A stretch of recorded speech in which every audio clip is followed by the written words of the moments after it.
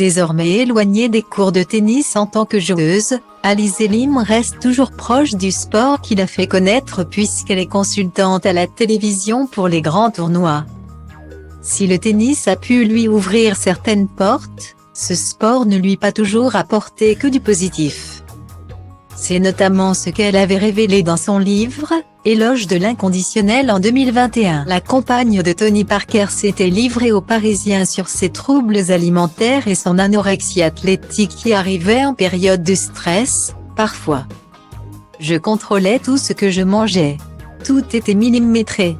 Si j'avais mangé un sushi de trop le soir, je ne dormais pas. Celle qui a été au mieux classée 135 joueuse mondiale avait confié que ce n'était pas la seule dans le circuit qui souffrait à ce point. L'ancienne joueuse de tennis professionnelle s'est de nouveau confiée sur ce mal qui l'a rongée pendant des années en racontant son expérience à l'entrepreneuse Louise Aubry.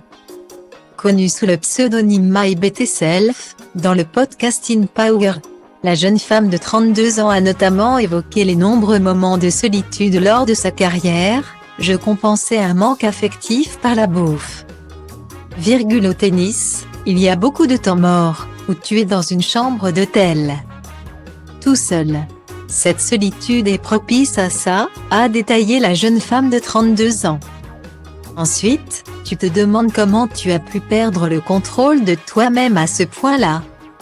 Tu te sens nul, tu te blâmes d'avoir mangé, tu vas te faire vomir. Guillemets. Depuis qu'elle a arrêté sa carrière de joueuse de haut niveau, Alizé Lim se sent beaucoup mieux. Je pense que c'est vraiment le tennis qui crée ça. Avant de continuer pour raconter comment elle se sentait dans ces moments-là, tu ne contrôles rien.